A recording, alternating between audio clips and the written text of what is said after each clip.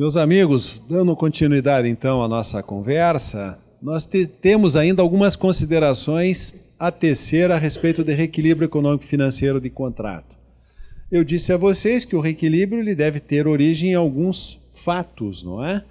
E estes fatos previsíveis ou imprevisíveis, caso fortuito, força maior, devem ocasionar ao contrato uma alha extraordinária. E está ali o conceito de alha extraordinária. São gravames anormais causados à parte prejudicada, gerando profundas e insuportáveis alterações na relação contratual. Então aí está o conceito de alha extraordinária. E é preciso também nós distinguirmos aqui fato da administração e fato do príncipe. São questões, situações muito diferentes. Fato da administração é todo ato ou comportamento irregular da administração contratante que pode ou não dificultar ou impedir a execução do contrato. Vamos a um exemplo de um fato da administração que pode gerar, ou certamente gerará, um reequilíbrio econômico-financeiro de um contrato. Eu licito uma obra, assino o contrato e levo 6 meses para expedir a ordem de serviço para início da obra. Fato da administração, 6 meses de demora para iniciar a execução da obra, certamente isso impacta na equação encargo-remuneração, isso vai gerar um equilíbrio econômico-financeiro em favor do contratado. E fato do príncipe está ali. A definição é toda a determinação estatal, geral e abstrata, negativa ou positiva, previsível ou imprevisível, mas de consequências incalculáveis que onera extraordinariamente ou até mesmo impede a execução do contrato. Não é? Um ato estatal, por exemplo, que veda a importação de certos bens, de certos equipamentos, esse ato estatal, esse fato do príncipe, pode muitas vezes até impedir a execução de determinado contrato da administração. E aqui nós temos caso fortuito e força maior, que também são figuras diferentes. Caso fortuito é um evento da natureza, por exemplo, chuvas intermitentes, chuvas torrenciais, e a força maior é um evento do homem que também pode impactar em um determinado contrato da administração. Uma greve de fornecedores, uma paralisação de uma atividade econômica é um evento que pode ser qualificado como de força maior. Ainda com relação à revisão ou reequilíbrio econômico-financeiro do contrato, a nossa lei estadual diz que a revisão original do contrato dependerá da efetiva comprovação do desequilíbrio, justificativas, pronunciamentos do setor técnico e jurídico e aprovação da autoridade competente. Eu quero apenas salientar para os colegas que a Lei 15.608 e a Lei Federal também de Licitações e Contratos, estas leis não contemplam rigidamente, claramente, qual é e quais são os procedimentos que devem ser adotados no que diz respeito ao reequilíbrio econômico-financeiro de um contrato. Como se dá isto internamente no seio da administração? Então vejam, nós temos ali um indicativo. A revisão dependerá do quê? Da comprovação do desequilíbrio.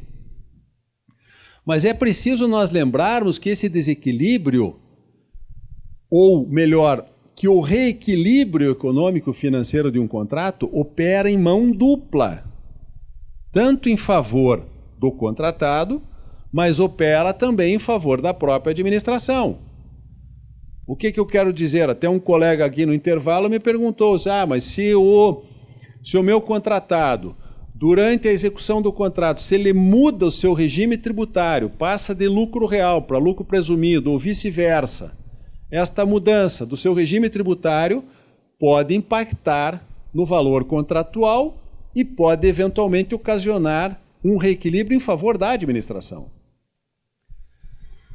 Então vejam, nós temos aqui um indicativo de como proceder para reequilibrar um contrato. tem que haver a demonstração do reequilíbrio, tem que ter motivação, justificativas e os pronunciamentos do setor técnico e jurídico e aprovação da autoridade competente. Será que é só isto, gente? Evidente que não.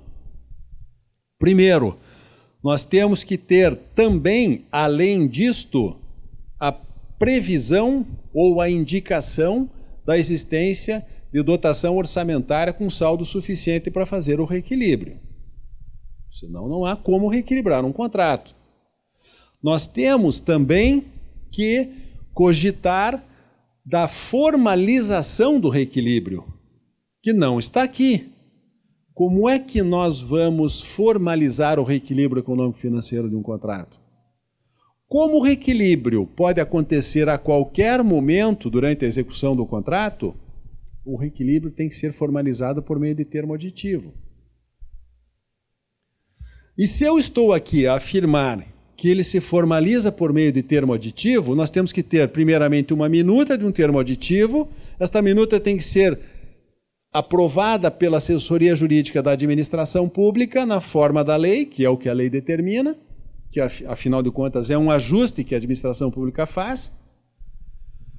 E, aprovada a minuta do termo aditivo, celebrado o termo aditivo, há que se dar publicidade do extrato do termo aditivo na forma do dispositivo que vimos anteriormente, nessa manhã.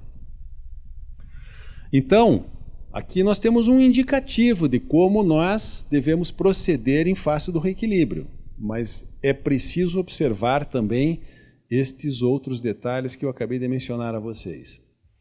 Este acórdão do Tribunal de Contas da União acabou se tornando clássico no âmbito federal, o 1563 de 2004, que acabou pacificando aquela discussão com relação ao dissídio coletivo, quando é que ele deve ser implementado ou não. Mas eu trouxe este acórdão apenas para que vocês observem ali que o TCU reconhece a diferença entre reajustamento e, lá no âmbito federal, nós temos a figura da repactuação. Diz o TCU que a diferença reside no critério empregado para sua consecução, pois o primeiro, o reajustamento, vincula-se a índice previamente estabelecido contratualmente, e a repactuação, a demonstração analítica da variação dos componentes de custos. Demonstração analítica da variação dos componentes de custos que deve se dar no momento em que há o pleito para o reequilíbrio econômico-financeiro. Em outro acórdão, este também bem esclarecedor, ele diz o TCU que revisão de preços ou reequilíbrio ou recomposição é o restabelecimento da relação entre os encargos do contratado e a retribuição da administração. O direito à revisão independe de previsão em edital, contrato ou transcurso de prazos. O reequilíbrio econômico-financeiro não precisa ter previsão em lugar algum, nem no edital, nem no contrato. O nosso colega, Martinez, do intervalo, me pediu para tecer um comentário sobre a seguinte situação. E, casualmente, esta situação já foi objeto da minha análise em época pretérita. Uma entidade da administração pública instaura uma licitação para a contratação de um serviço qualquer e acabaram esquecendo de prever no edital da licitação uma cláusula de reajuste. Não foi estabelecida nenhuma previsão para reajuste. O serviço envolvia mão de obra e matéria-prima. Não, por conta disso, também não foi escolhido, à época da licitação, o índice econômico para fins de variação da matéria-prima. Ninguém impugnou o edital da licitação. O contrato foi assinado, o contrato teve início a sua execução. Num dado momento, no 12º mês, contados da data da apresentação da proposta, no 12º mês, o contratado bate à porta da administração e diz: olha, eu quero o reajuste da matéria-prima. E aí aquele corre-corre. Mas aonde está no contrato? Esqueceram de colocar. Aonde está no edital da licitação? Também não diz nada. Como resolver uma situação desta natureza? Alguém poderia aqui cogitar de resolvê-la da seguinte forma. É fácil. Chamo o contratado, celebro com ele um termo aditivo ao contrato e trago para o meu contrato uma cláusula de reajuste e um índice até então não previsto. Se procedermos desta maneira, nós estamos violando um princípio nuclear das licitações. Um não, talvez mais de um. O princípio da vinculação ao instrumento convocatório. Como é que eu vou trazer para o meu contrato uma regra que não foi prevista na licitação? Violação ao princípio da vinculação ao instrumento convocatório. Em segundo lugar, alguém que não participou da licitação, com esta modificação, poderia bater a nossa porta e dizer: opa, Edgar, espera um pouquinho. Se eu soubesse que este contrato teria cláusula de reajuste, eu teria participado da licitação. Eu não participei porque não tinha cláusula de reajuste. Violação ao princípio da impessoalidade, da isonomia, da igualdade. Então, não dá para resolver esse problema desta forma. Mas aí, certamente, vocês devem estar pensando, mas e aí, e o particular vai ficar com o pincel na mão? Não. Como resolver isto? Nós vamos ter que resolver esta equação encargo-remuneração por meio do reequilíbrio econômico financeiro. No 12º mês, ele vai ter que fazer prova de que os custos lá referentes à matéria-prima sofreram uma variação e nós vamos ter, então, que trazer esta variação para o contrato de acordo com os documentos por ele apresentados. Mas não dá para trazer cláusula de reajuste para o contrato. Pelo menos é o que eu penso. Pois bem, vamos adiante. Sim, antes que eu esqueça, antes de avançar aqui no nosso programa, vamos apenas repassar pontualmente, então, algumas questões fundamentais relacionadas a reajuste de preços e a reequilíbrio econômico-financeiro de contrato. Quando nós falamos em reajuste de preços, tem que ter previsão no edital, tem que ter previsão no contrato, tem que ter a periodicidade mínima de 12 meses, tem que haver a eleição, a escolha de um índice econômico para fins de variação e a formalização do reajuste de preços não precisa ser feita por aditivo. Basta que se faça por simples apostilamento, que é o que nós vimos ontem com vocês. Mero registro contábil, no verso da última folha do contrato, etc, etc. Reequilíbrio econômico-financeiro do contrato. Não precisa ter previsão no edital, não precisa ter previsão no contrato, não há que se falar em índice econômico, e a sua formalização se dá por meio de termo aditivo, e o reequilíbrio pode acontecer a qualquer momento, não há periodicidade mínima. Estas são as diferenças marcantes entre estas duas figuras jurídicas. Agora, um último comentário a pedido do nosso colega Martinez.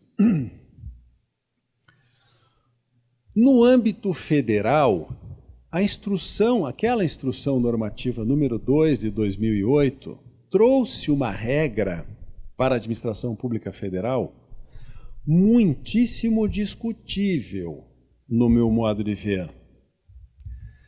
E esta regra, na verdade, ela foi inserida na IN 02 por força de algumas decisões anteriores do Tribunal de Contas da União. A regra da IN 02 é a seguinte: se na vigência, se por ocasião da prorrogação do contrato, da prorrogação do prazo de contrato, se por ocasião da celebração de um termo aditivo que prorroga o prazo contratual, se nesse momento o contratado não requereu repactuação ou reequilíbrio econômico-financeiro, diz a IN 02 que preclui o seu direito. Ou ainda, diz a IN 02, se o contrato expirou pelo decurso do seu prazo e, uma vez expirado o contrato pelo decurso do prazo, se o contratado não requereu reequilíbrio ou repactuação, diz a IN, preclui o seu direito. Penso que essa regra é extremamente discutível. Não vi nenhuma discussão ainda no plano do judiciário. Mas imagino que, se isto for levado ao judiciário, a posição do judiciário, penso eu, não será a mesma desta constante na IN 02. Imagino que o judiciário deva decidir pela preclusão em 5 anos. Se em 5 anos do fato gerador do reequilíbrio ou da repactuação o particular não pleitear este direito, aí sim nós poderíamos até imaginar que precluiu o seu direito. Então, estes eram os comentários que o nosso colega Martinez aí pediu que eu fizesse. Meus caros, com relação às alterações contratuais. Primeiramente, é preciso nós lembrarmos a todos os colegas que a possibilidade de alterar um contrato administrativo, ela nasce em razão do quê? Daquelas cláusulas exorbitantes, daquelas prerrogativas, daqueles benefícios que goza a administração pública em face dos particulares. E aí está o exemplo de uma cláusula exorbitante no artigo 97, inciso 1 da nossa lei paranaense. Os contratos administrativos caracterizam-se pela preponderância do interesse público que confere prerrogativas à administração. Cláusula exorbitante. Prerrogativas são cláusulas exorbitantes.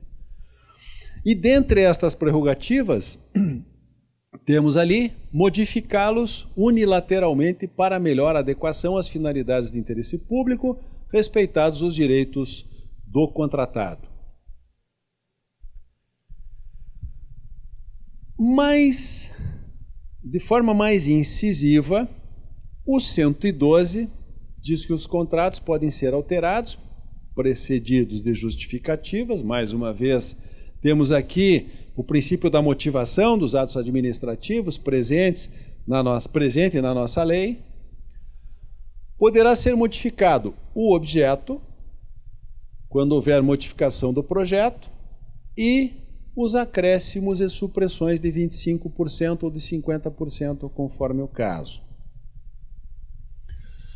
Então, meus caros, desse dispositivo é fácil nós depreendermos que há duas espécies de modificações ou alterações contratuais. Uma que pode ser denominada de alteração qualitativa do objeto, que é a do inciso 1º, alteração do projeto. Se eu altero um projeto, eu estou modificando qualitativamente o objeto. E há a possibilidade de uma alteração quantitativa do objeto, dentro daqueles limites de 25% ou de 50%. Eu, primeiramente, quero dizer a vocês, como diria o ex-presidente Lula, vamos começar pelas coisas mais fáceis, que são mais fáceis, e deixar as difíceis para depois, porque são mais difíceis. O acréscimo ou supressão quantitativa. Isso para mim é mais tranquilo de resolver com vocês. Nós temos limites objetivos fixados pela lei. Se for acréscimo ou diminuição, no caso de reforma, até o limite máximo de 50%. Então, reforma, o limite máximo é de 50%. Se não disser respeito à reforma, o objeto do nosso contrato, o nosso limite é 25%. A primeira questão que tem suscitado algumas dúvidas é com relação ao valor, ao parâmetro, ao modo de promover este acréscimo, por exemplo. Os 25%. Tomemos uma situação concreta. Uma entidade pública instaura uma licitação, celebra um contrato no valor de R$1 milhão. Durante a execução do contrato, surge um fato superveniente que demanda um acréscimo de 25% a este contrato. Estes 25% são calculados sobre que parâmetro? Valor original do contrato. Então, se o meu contrato é de R$1 milhão, eu estou autorizado a acrescer até R$250 mil, que é 25% do 1 milhão. Mas alguém poderia dizer, mas e se eu estou lá num estágio da vigência do meu contrato, que este meu contrato já sofreu, por exemplo, um reequilíbrio econômico-financeiro, ou já sofreu um reajuste de preços, e ele passou de 1 milhão para 1 milhão e 100. O acréscimo é feito sobre 1 milhão e 100 ou sobre 1 milhão? Sobre 1 milhão. Valor do contrato. E também, meus caros, é importante dizer que não dá para nós admitirmos as eventuais compensações entre acréscimos e supressões. Estes acréscimos e supressões sempre são calculados com base no valor do contrato original lá atrás. Muito bem, então isto para mim é tranquilo de resolver. A questão um pouco mais delicada diz respeito à modificação qualitativa do objeto. Eu posso mudar qualitativamente o objeto que eu licitei. Existe um limite para esta alteração qualitativa do objeto contratado? Existe, óbvio que existe. Qual é o limite? Há um limite de 25% ou 50% para essa alteração qualitativa? Não. Mas o meu limite é, eu estou impossibilitado de alterar qualitativamente o objeto contratado, ocasionando a sua desfiguração total. Vamos a um exemplo assim bem esdrúxulo para que vocês percebam aonde eu quero chegar. Eu licitei a aquisição de computadores de mesa. Zé. Aí, celebrado o contrato, não, eu não vou mais precisar de computador de mesa, agora eu vou comprar impressora. Muda então o objeto contratado. Não dá, eu estou desnaturando por completo aquilo que eu licitei. Agora vejam só, a nossa lei, ela ainda diz que em situações especiais, e aí está o fundamento para aquilo que eu acabei de dizer a vocês, justificadas serão admitidas alterações qualitativas que superem os limites legais previstos nos incisos 2 e 3 do parágrafo anterior. Mas, para que a alteração qualitativa ocorra sem que se observe aqueles limites de 25% e 50%, vejam só o que a nossa lei paranaense diz. Nós precisamos justificar uma destas situações aqui elencadas, que é a alteração qualitativa não acarrete encargos contratuais superiores aos oriundos de uma eventual rescisão contratual, que não inviabilize a execução contratual, que decorra de fatos supervenientes, que não ocasione a transfiguração do objeto, que seja necessária a completa execução do objeto original e que as consequências de uma rescisão contratual seguida de nova licitação e contratação importam em sacrifício insuportável ou gravíssimo ao interesse público. Pronto. Se eu justificar, neste sentido, eu posso modificar qualitativamente o objeto contratado. Muito bem. Aqui vejam só, algumas decisões, essa até de 2015, bem recente, do Tribunal de Contas da União, que eu acabei encontrando para vocês. Reduções ou supressões de quantitativos devem ser feitos de forma isolada. Ou seja, o conjunto de reduções e o conjunto de acréscimos devem ser sempre calculados sobre o valor original do contrato, individualmente e sem nenhum tipo de compensação entre eles. Então, sempre o meu parâmetro é o valor original do contrato e sem haver qualquer espécie de compensação. Mais uma decisão também de 2015.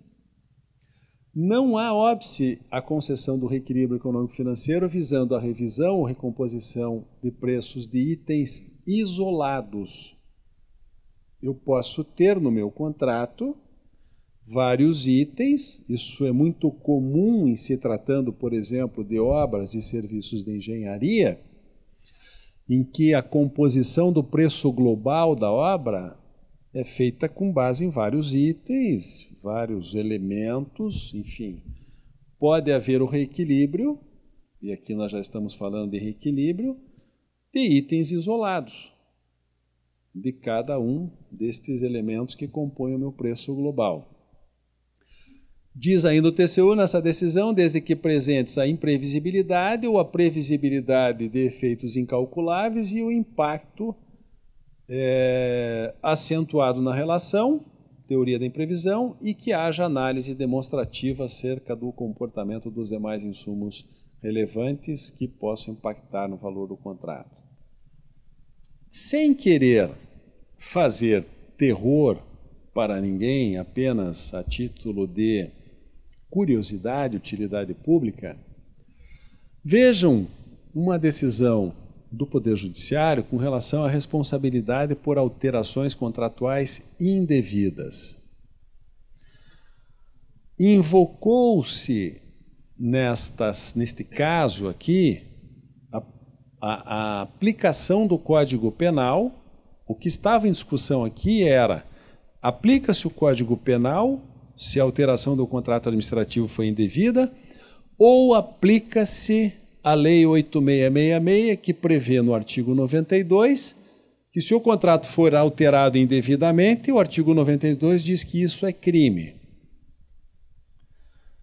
E nesta decisão, o Judiciário, até se valendo da doutrina do Marçal, diz que não há qualquer dúvida quanto à tipicidade do fato, que se enquadra na norma do artigo 92 da Lei de Licitações e não no 312 do Código Penal, em virtude do princípio da especialização da lei penal.